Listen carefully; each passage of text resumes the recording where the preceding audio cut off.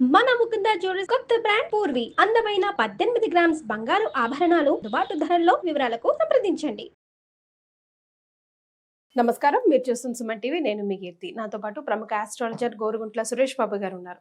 నమస్తే సురేష్ బాబు గారు. కీర్తి గారు నమస్కారం అండి. 2025 నా వరకు నేను ఎంతమందిని కదిలించినా అందరం సోసోగానే ఉన్నాం అనుకున్నాం. ఇప్పుడు ఆశలన్నీ 2026 పైనే ఉన్నాయి. మరి వచ్చే సంవత్సరం అఫ్ కోర్స్ తెలుగువారి సంవత్సరాది ఉగాది అయినప్పటికీ మనమంతా క్యాలెండర్స్ చేంజ్ చేస్తాము.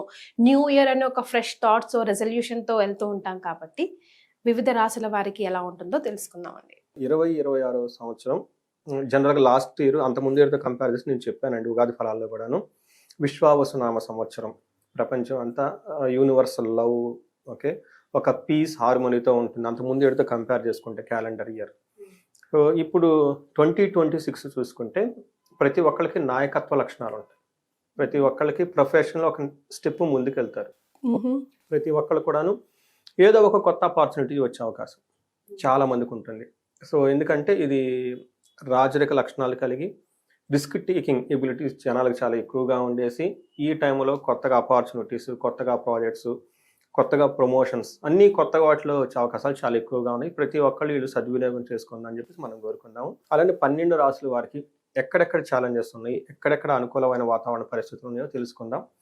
శాస్త్రాల్లో చెప్పినట్లుగా మనం డిస్కస్ చేసుకుందాం. కొన్నిసార్లు మనకి మీనింగ్స్ టఫ్గా అనిపించవచ్చు, కానీ ఇది వాస్తవం. డేంజర్ అనగానే భయపెడుతున్నారు అనుకోకుండా ప్రతి ఒక్కళ్ళు జాగ్రత్తగా ఉండాలని గమనించుకుంటే పోతుంది. సో ప్రతి ఒక్కళ్ళు హ్యాపీగా ఉండాలనే ఉద్దేశంతోనే మనకి మహర్షులు ఇచ్చిన ఈ జ్ఞానాన్ని నేను కూడా యాజ్ ఇట్ ఈస్గా అలానే పాస్ ఆన్ చేస్తున్నానండి.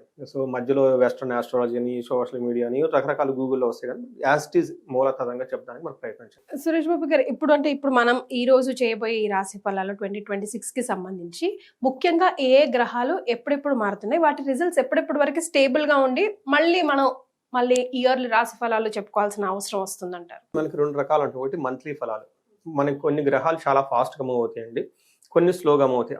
ఎన్ని స్లోగా మూవ్ అయ్యే గ్రహాలన్నీ ఇయర్లీ ఫలితాలు చెప్పుకుంటారు. శని 2.5 సంవత్సరానికి మూవ్ అవుతాడు, గురువు సంవత్సరానికి మూవ్ అవుతారు, రాహుకేతులు 1.5 ఇయర్కి మారుతూ ఉంటారు. అంటే ఇవి మారినప్పుడు చాలా ఎక్కువగా లాంగ్ రన్ ఇంపాక్ట్ ఉంటుంది. కాబట్టి వర్ష ఫలములు లేదా ఇయర్లీ రాశి ఫలాలు, లేదంటే మనకి ఇందులో ఉగాది రాశి ఫలాల్లో వాటి గురించి చెప్పుకుంటాం.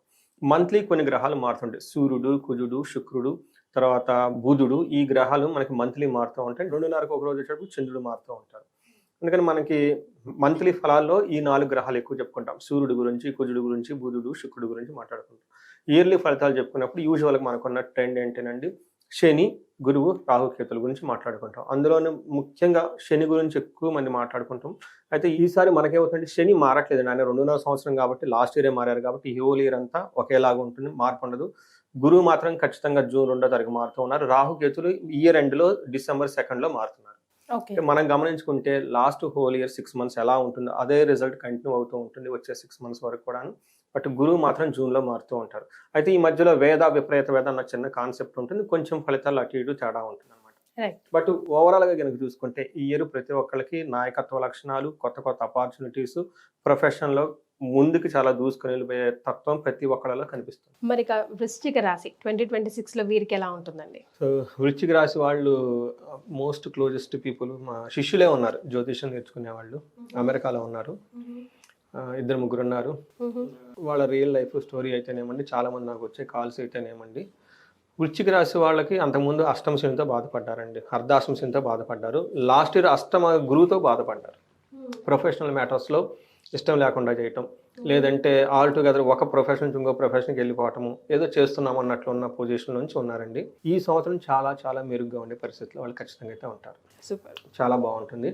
అయితే మనం డీటెయిల్స్ కనుక చూసుకుంటే ఈ రాశి వాళ్ళకి విశాఖ నక్షత్రం 4వ పాదం, అనురాధ 1, 2, 3, 4 పాదాలు, జ్యేష్ఠ 1, 2, 3, 4 పాదాలు అంతా వృశ్చిక రాశిలో ఉంటారు. పేరు బలం ప్రకారం తెలుగు రాష్ట్రాల్లో చాలా పవర్ఫుల్ పేర్లు మొత్తం ఇందులోనే ఉంటారండి. తో, నా, నీ, ను, నేనో, యా, ఈ, యు అన్న పేర్లు అంతా ఇందులో ఉంటారు.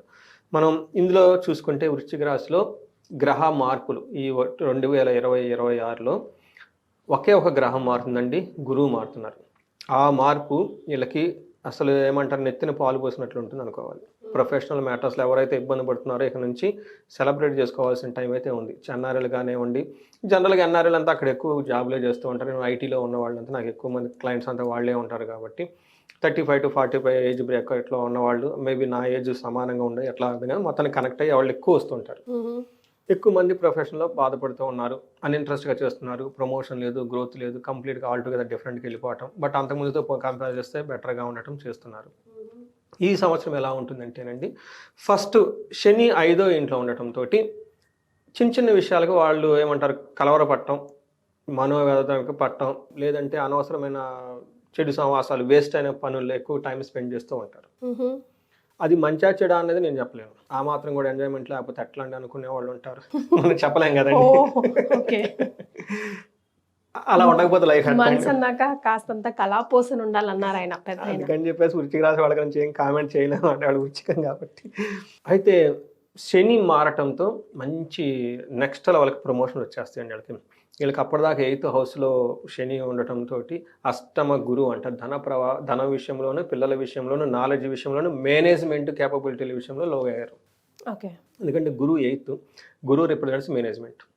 నాకంతా మిడ్ లైఫ్ ఉన్న వాళ్ళు ఎక్కువ మంది కాల్ చేసిన వాళ్ళు ఆల్రెడీ మేనేజర్ పొజిషన్లో ఉంటారు, స్టాగ్నేటెడ్ గ్రోత్ ఉంటుంది, అక్కడ ముందుకెళ్ళరు, లేదా కంప్లీట్గా ఆ పొజిషన్ నుంచి పక్కకి వెళ్ళిపోవటం, లేదంటే అసలు ఈ డిపార్ట్మెంట్ వేరే డిపార్ట్మెంట్కి పుష్ చేయడం జరుగుతూ ఉంటుంది. అంటే వాళ్ళ యొక్క మేనేజ్మెంట్ క్యాపబిలిటీ చాలా వీక్గా ఉంటాయి. ఇప్పుడు ఈ టైంలో గురువు మారిన తర్వాత ఏమవుతుందంటే అండి, ఫస్ట్ వాళ్ళకి ధనం విషయంలోనూ, హ్యాపీ విషయంలోనూ వాళ్ళ కంట్రోల్లోనే ఉంటుంది. శని వీళ్ళకి కొంచెం ఇబ్బందులు పెడుతూ, కొంచెం అటు ఇటు పెడుతూ కిందకి ముందుకు తీసుకెళ్ళిపోయి పడుతుంది. బట్ శని వీళ్ళకి 5th హౌస్లో ఉండటంతో అంత ఇబ్బంది పెట్టే పొజిషన్ కాదు. ఏదైనా ఉందంటే వాళ్ళకి ఇందాక చెప్పినట్లు ఉంటుందన్నమాట, ఆ మాత్రం కూడా లేకపోతే అటెండ్ లైఫ్ అన్నట్లు అంటారు. బట్ గురువు ఇక్కడ మనం బాగా డిస్కస్ చేసుకోవచ్చు. 9వ స్థానంలో జూన్ తర్వాత సుఖ ప్రాప్తి, వీళ్ళకి ధనం వస్తుంది, హ్యాపీనెస్ వస్తుంది. ఓకే. ప్రొఫెషనల్ మ్యాటర్స్లో భాగ్యం, లక్ యాక్టివేట్ అవుతుంది వీళ్ళకి. ఓకే. అప్పటిదాకా ఆగిపోయిన పనులు మొత్తం 1 షాట్లో మొత్తం ఫినిష్ అయిపోయేది అవకాశం ఉంటుంది.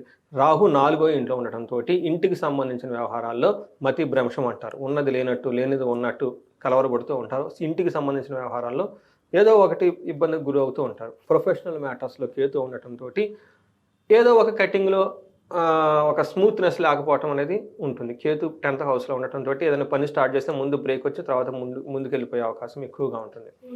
ఇది మనకు బ్రాడ్గా మనకు సూక్ష్మ గోచారం, లఘు గోచారం ప్రకారం చూస్తే. ఇప్పుడు 5వ ఇంట్లో శని ఉండటం వల్ల మనకి ఏమని చెప్తారంటే మహర్షులు, కార్యహాని, మనస్తాపం. పని జరుగుతుంది కానీ ఎక్కడో కొంచెం డ్యామేజ్ వస్తుంది, తద్వారా మనస్తాపానికి గురైపోతాం. అంతేగా. తర్వాత జ్ఞాతి వ్యాజ్యం, కలహం, అన్నాదమ్ములతోటి, అక్కా చెల్లెలతోటి ఏదో ఒక విషయంలో గొడవ పడేసి కలహం అవుతూ ఉంటుంది. వీటన్నిటికంటే ముందు హీన స్త్రీ సంభోగ సంతాపం అని చెప్తూ ఉంటారు.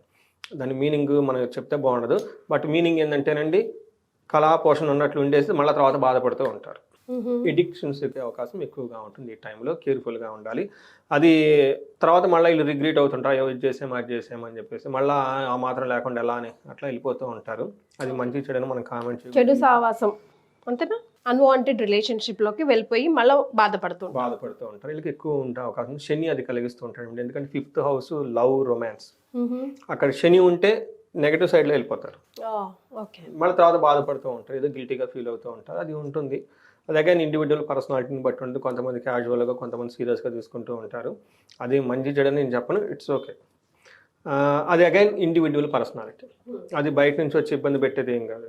నెక్స్ట్ గురువు వచ్చేటప్పటికి వీళ్ళకి ఇప్పటిదాకా వాళ్ళకి ఏమవుతుందంటే మనం చెప్పుకున్న నిష్ఠూరంగా ఉంటుండటం జాబ్లో, తర్వాత ఏదైనా కనుక రిస్క్ తీసుకొని చేస్తే అప్రిషియేషన్ బదులు ఏమంటారు అది కోల్పోవటం, గాత్ర గాంభీర్య నాశనం అంటారు, బాడీ లాంగ్వేజ్ అంతా వీక్గా ఉండటం, ఏదో చేయాలి కాబట్టి చేస్తూ ఉండటము, అలా ఉంటుంది. నృప్రభీతి ఇచ్చా, బాస్ నుంచి భయం పడుతూ పనులు చేస్తూ ఉంటారు. జూపిటర్ వల్ల జూన్ వరకు, ఇప్పుడు రైట్ వాళ్ళు అది నడుస్తూ ఉంది. నెక్స్ట్ జూన్ తర్వాత భాగ్యం యాక్టివేట్ అవుతుంది.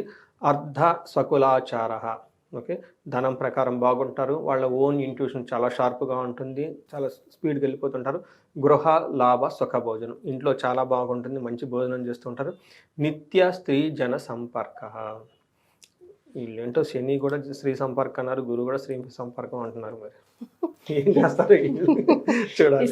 ఇద్దరు ఇస్తారు, మంచి అయినా చెడైనా చేస్తూ ఉంటారు. కాబట్టి రుచికరమైన సర్వ సౌభాగ్య సిద్ధి అంటారు. ఒక సింపుల్ వర్డ్స్లో సర్వ సౌభాగ్య సిద్ధి. వీళ్ళకి అంతా అనుకూలంగా ఉంటుందండి. అధికారం వస్తుంది, కార్యసిద్ధి వస్తుంది, అనుకుని చేసుకుంటూ ఉంటారు, చూసుకొని వెళ్ళిపోతూ ఉంటారు. కేర్ఫుల్గా ఉండడం చాలా ఇంపార్టెంట్. ఏముందిలే అనుకోవద్దు. ఈరోజు ఏముంది అనిపోతే మళ్ళీ ఇంకో రోజు ఏదన్నా మళ్ళీ రిగ్రీట్ అవ్వాల్సిన పరిస్థితి ఉంటుంది. కేర్ఫుల్గా ఉండండి. బాగుంది ఓవరాల్గా. తర్వాత రాహు 4వ ఇంట్లో ఉండడంతో నా క్లయింట్స్ చాలామంది ఉన్నారు కాబట్టి ఇది నేను చాలా ఫేస్ చేస్తూ ఉంటానండి. వాళ్ళ ప్రాబ్లం ఏముండదు, ప్రాబ్లం ఉన్నట్టు ఫీల్ అవుతుంటారు. మనకు కపుల్స్ ఫోన్ చేశారు, వాళ్ళ అబ్బాయి వయసు ఎంత అండి, 13, 14 ఏదో ఉంటుంది, మా అబ్బాయి మా మాట వింటలేదు అంటారు. నేను అదే చెప్తుంటాను, గరికపాటి నరసింహారావు గారి వీడియో ఉంటుందండి, చెప్పిన మాట ఈయనలోడే కొడుకంట, చెప్పినట్టు మాట విన్నట్టు నటించేది కూతురు అని చెప్తూ ఉంటారు. చెప్పి అది ఒక ఉంటే ఫార్వర్డ్ చేసేది. ఇది ఏంటంటే అమ్మ నాకు పిల్లలు ఉన్నారు, వాళ్ళు వినరు, అట్లా అని భయపడిన అవసరం లేదు, వాళ్ళు హై ఎనర్జిటీలో ఉంటారు. అంటే ఇదేమంటారు, ఎందుకు చెప్తున్నా అంటే ఈ రాశి వాళ్ళకి ఇంట్లో ఏమి లేకపోయినా ఉన్నట్టు ఫీల్ అయిపోతుంటారు, ఏదో ప్రాబ్లం ఉన్నట్టు ఫీల్ అయిపోతుంటారు. పిల్లల విషయంలో ఎస్పెషల్లీ నాకు ఎక్కువ కాల్స్ రావడంతో. సో రాహు 4th హౌస్లో ఉన్నట్టు ఏమవుతుందంటే చెత్త భ్రంశం అంటే ఏంటంటే ఏమీ లేకపోయినా కానీ ఏదో ఉన్నట్టు విజువలైజేషన్ చేసేసుకుంటూ ఉంటారు. పర్టికులర్ ఇంటికి సంబంధించిన వాతావరణం అంతా బాగుంటుంది, ఇల్లు చాలా బ్యూటిఫుల్గా ఉంటుంది, అక్కడ ఎక్కడో మరకబడి ఉంటుంది, ఇల్లు మనసంతా ఆ మరక మీదే ఉంటుంది, ఇల్లు అంతా బ్యూటిఫుల్గా ఉంటుంది, ఏదో ఒక చిన్న ప్రాబ్లం ఉంటుంది, దాన్ని మైండ్లో పెట్టుకొని అంత మదన పడిపోతూ ఉంటారు, లేనిది ఉన్నట్టు ఊహించుకొని. వృశ్చిక రాశి వాళ్ళకి చాలా మంది వచ్చిన కాల్లో ఏదో ఒక ప్రాబ్లం ఇంటికి సంబంధించి పెడతారు, అది ఏమి ఉండదు, అది లేకపోతే ఎలా ఉంటుందమ్మా నేను క్వశ్చన్ చేస్తాను అయిపోతుంటుంది అనమాట. తర్వాత స్త్రీ మూలచ్చ భయప్రదం, స్త్రీల ద్వారా లేదంటే ఇన్ కేసు స్త్రీలు అయితే పురుషుల ద్వారా ఏదో ఒక విధంలో భయపడే అవకాశం ఎక్కువగా ఉంటుంది. ఏదైనా కనుక గమన కార్యనాశనం, ఏదైనా ముఖ్య పనితో ట్రావెల్ చేస్తే దాని ద్వారా సరైన రిజల్ట్ రాకుండా ఇబ్బంది పడుతూ ఉంటారు. బట్ ఇవన్నీ చిన్న చిన్నవి నేను అనుకుంటాను. విత్ కంపేర్ టు అంతకుముందు ఇయర్తో కంపేర్ చేస్తే చాలా బెటర్గా ఉంటుంది 2026 అని నేనైతే ఖచ్చితంగా చెప్తాను. సో నక్షత్రాల ప్రకారం ఎలా ఉంటుందండి?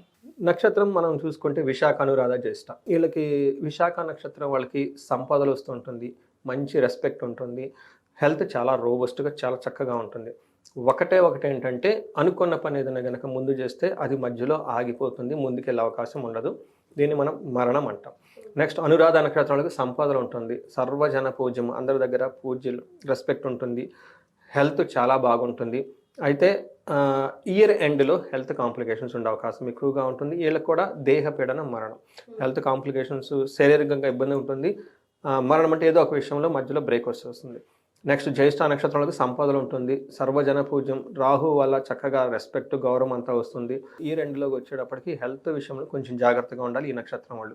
సో జ్యేష్ఠ నక్షత్రం వాళ్ళు మిగతా 3 నక్షత్రాలతో కంపేర్ చేస్తే కొంచెం జాగ్రత్తగా ఉండటం చాలా చాలా ఇంపార్టెంట్, అది కూడా హెల్త్ రిలేటెడ్. రెండోది అనుకున్న పని ఎక్కడో ఒకసారి డిస్టర్బ్ వస్తుంది కాబట్టి ఇన్ కేసు ఎక్కడైనా డిస్టర్బెన్స్ కానీ ఫీల్ అయితే ముందుగానే జాగ్రత్త తీసుకోండి. ప్లాన్ ఏ లేదంటే ప్లాన్ బి పెట్టుకోవాలి, ఎందుకంటే లేదంటే ఆ టైం లైన్ ఒక బ్రేక్ వస్తుందని ముందుగానే ఎక్స్పెక్ట్ చేసుకొని తదనుగుణంగా నెక్స్ట్ మళ్ళీ రీవర్క్ చేయడం అనేది చేసుకుంటూ ఉంటే సక్సెస్ఫుల్గా ముందుకు. అవునండి, ఇది నేను 3/7 రాశి ఫలాలు సుమన్ టీవీలో చేయటం.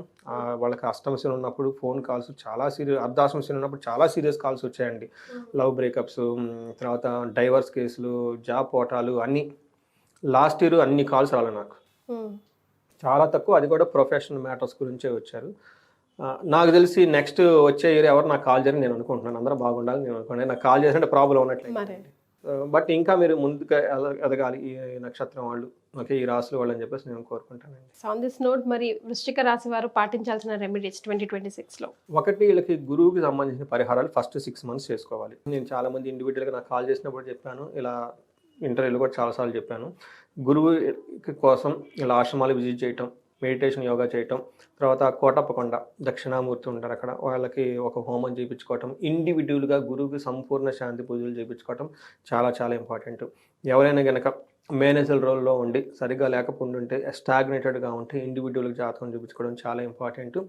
ఇంకా ఏమైనా కనుక ఇష్యూస్ ఏమైనా ఉంటే ఇండివిజువల్గా వాళ్ళ లైఫ్లో ఒకసారి జాతకం చూపించుకొని చాలా మంచిది. రెండోది అన్వాంటెడ్ రిలేషన్షిప్స్ అవి ఉంటే కట్ చేసేసి ఫోకస్డ్గా వెళ్తే చాలా బాగుంటుంది. వీళ్ళు చక్కగా ఉదయాన్నే సాయంత్రం సంధ్యావందనం కనుక చేయగలిగితే చేయించుకొని చాలా చాలా మంచిది. లేదంటే యోగా మెడిటేషన్ చేస్తే చాలా చాలా విపరీతంగా కలిసి వస్తుంది ఈ రాశి వాళ్ళకి. అలానే జపమాల ఏదన్నా ఒకటి పట్టుకొని ఓం నమః శివాయ మంత్రాన్ని కంటిన్యూస్గా చేసుకున్నా కానీ విపరీతంగా ఉంటుంది. ఏదైనా కనుక చాలా పాశుపత అభిషేకాలు ఉన్నాయండి, తెలుగు వాళ్ళకి పాశుపత అభిషేకాలు చాలా పవర్ఫుల్గా పనిచేస్తాయి. నేను కూడా ఫస్ట్ రెమెడీ పాశుపత అభిషేకం చేయించుకోమని, నాకు ఫోన్ వస్తే ఏదైనా సీరియస్గా ఉంటుంది, అట్లీస్ట్ మహాన్యాసపురంతో కంప్లీట్ రుద్రాభిషేకం చేయించుకోమని చెప్తున్నాను. ఎట్లాంటి పాతకం ఏదన్నా కానీ ముందు ఇన్స్టాంట్ రిలీఫ్ వస్తుంది. సో ఇవన్నీ చేసుకుంటే బాగుంటుంది. సహజంగా ఈ రాశి వాళ్ళకి ఈ 2026లో చాలా బాగుంది, ఇంకా అద్భుతంగా ఉండాలని చెప్పేసి మనం కోరుకుందాం. థ్యాంక్ యూ సో మచ్ అండి. వృశ్చిక రాశి వారికి 2026లో ఎలా ఉంటుందో తెలియజేయడంతో పాటుగా రెమెడీస్ కూడా సూచించారు. ధన్యవాదాలు. నమస్కారం అండి.